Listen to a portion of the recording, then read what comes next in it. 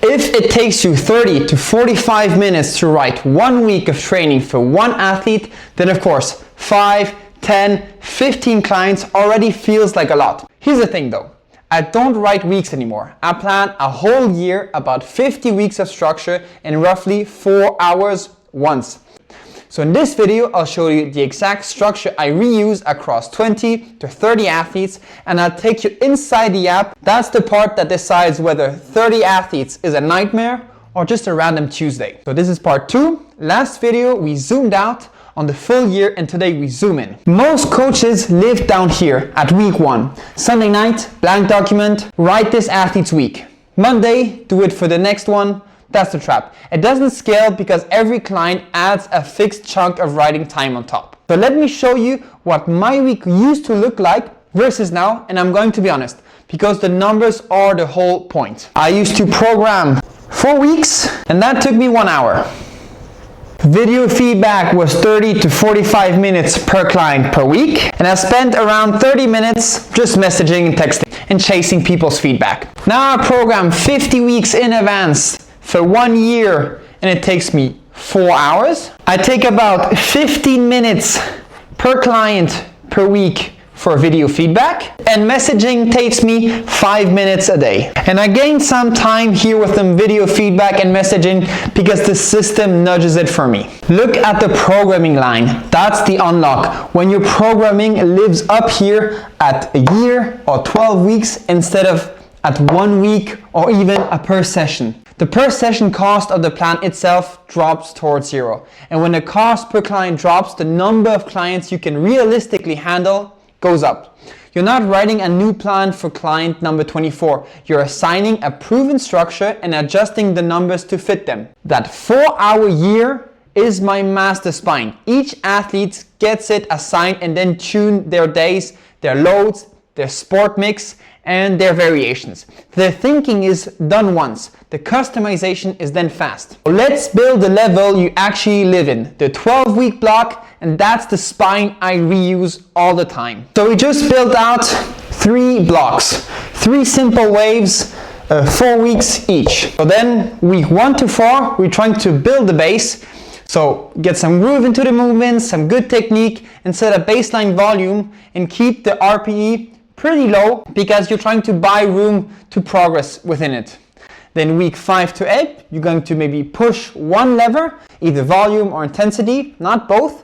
More specific work starts showing up here, but it's still controlled. Then week 9 to 12 is going to be the specific week. We're going to have the most intensity, maybe the lowest amount of volume, and depending on the sport or what metric we want to peak at, it's going to be here where you're going to be the best in shape. So let me make it real with a Hyrox prep block. So we're going to have running and a strength. In the first 4 weeks, you're just trying to build up a base of aerobic volume. Then in week 5 to 8, we're going to introduce some threshold and some compromised running. On the block of week 9 to 12, you rehearse the race pace and you're going to try and do some station to run transitions. On the strength part, in the first 4 weeks, you're going to do high volume, moderate load. On the weeks 5 to 8, you're going to shift towards a little bit more heavy and compound movements. And then on weeks 9, 12 again, you're going to pull back on the volume so it doesn't interfere with your recovery or with the running. And you'll still maintain strength while the sport-specific work peaks. You're still going to do heavy weights. You're just going to take back on volume so like that strength stays up. You don't suffer too much fatigue from the volume. That's interference management in one board. As run specificity climbs, strength volume tapers so the two don't eat each other up and you don't get overworked and just tired. So here's the point for scale. I can reuse this exact 12-week spine across weightlifter, a Hyrox athlete, a hybrid client. The waves don't change. The change is what fills the run and the strength rows, and that's the reuse. We can reuse the strength in the same way we would reuse a weightlifting block, a capacity block, a GPP block. Just for a Hyrox athlete, we're going to have 2 main components which are going to be running and strength work. For a weightlifter, it can be strength work and specific weightlifting training, for example. from the first 4 weeks, I build a standard week. I don't design a week from scratch. I answer 2 questions and the week almost writes itself. First question I ask myself is, how many days a week is he going to be able to train realistically? And second question, I just ask myself, which of these days can the athlete train hard? The second one is where most coaches overprogram. They stack 4 hard days on someone with 2 hard days in them. Here's a 5-day hybrid template you can reuse, which is going to be from Monday to Sunday for somebody who does some running and some strength and conditioning. On Monday, we're going to do some strength and a short conditioning workout. On Tuesday, we'll try and get some quality running. It's going to be the hard run of the week. Then on Wednesday, we're going to do some easy strength training and accessory work. Then on Thursday, we're going to say it's going to be a rest day. Then on Friday, we'll do a more specific Hyrox style station piece. And then on Saturday, we'll do a long run, easy pace. And on Sunday, if you really want to do something, you can do some mobility or easy piece of conditioning, but usually having 2 rest days per week is actually more beneficial than trying to squeeze in as much as possible. So notice here the 2 hard training days.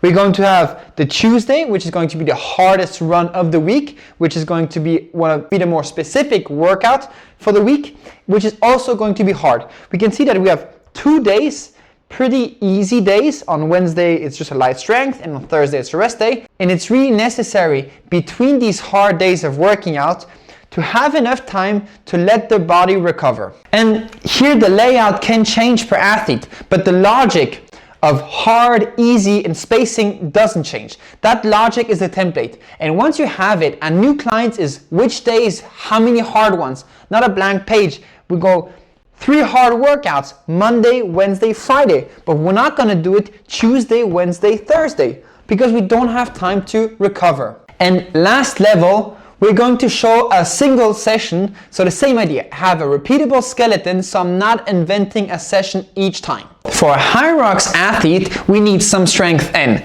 the legs. On Monday, we can't kill our legs too much because we have the hard run on Tuesday. So what we're going to do instead, we'll try and work on the posterior chain and on the back.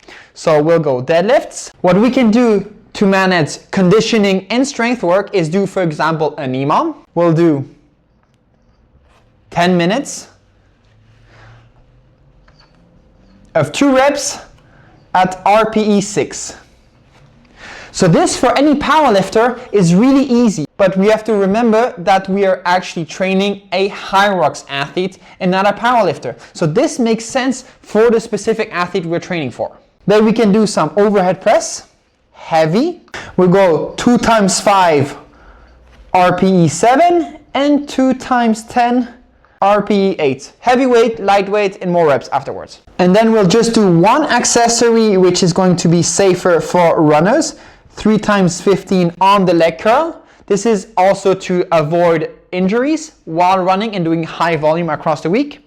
And then we have a short conditioning piece, which makes sense for the day and also for the sport. So we can have something like 3 rounds for time. We'll do 20 wall balls, 5 to 10 pull-ups, and we'll do 1 minute all out on the bike. And let's do it actually for 5 rounds. So here we have a really good conditioning piece. We have some specific work, 20 wall balls, and then we have some strength, pull-ups, and then we have some conditioning work as well, which is going to be 1 minute max watt biking. This for 5 rounds, and that makes our conditioning piece. So the variables I can actually change per athlete are the numbers, the sets, reps, percentages, RPE, and which variation of the movement. The skeleton stays. So writing a session is really just filling in the numbers on a structure I already trust and know. So if we zoom back out, the year becomes 12 weeks, 1 week, 1 session. And that's why the year only costs 4 hours. I'm not redesigning anything at the lower level. I'm inheriting and adjusting later on. Now the honest objection. If everyone's on the same template, isn't everybody doing the same workout? The template is the structure. The individualization lives in the numbers on the day count, the movement, the variations, and the feedback. That's actually where it should live. A workout plan can work for anybody. The template gives it structure and it frees up so much time to actually get more time with the athlete and individualize the workouts and give them better feedback. The template isn't the enemy of individualization. Writing every week from scratch is the enemy because it burns so much time you should be spending on the athlete, giving video review or answering their questions. 3 takeaways.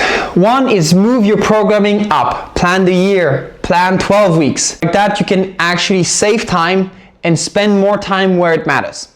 2 is build reusable structures at every level.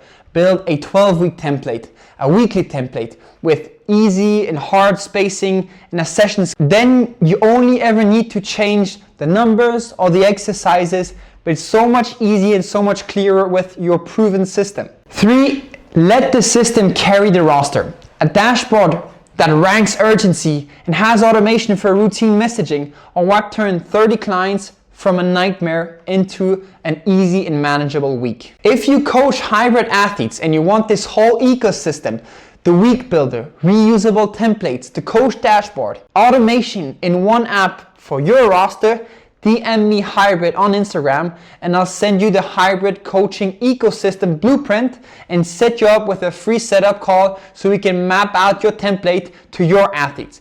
Links in the description too. And if you haven't seen part 1, the full year zoom out, watch that next. This whole video sits inside of it.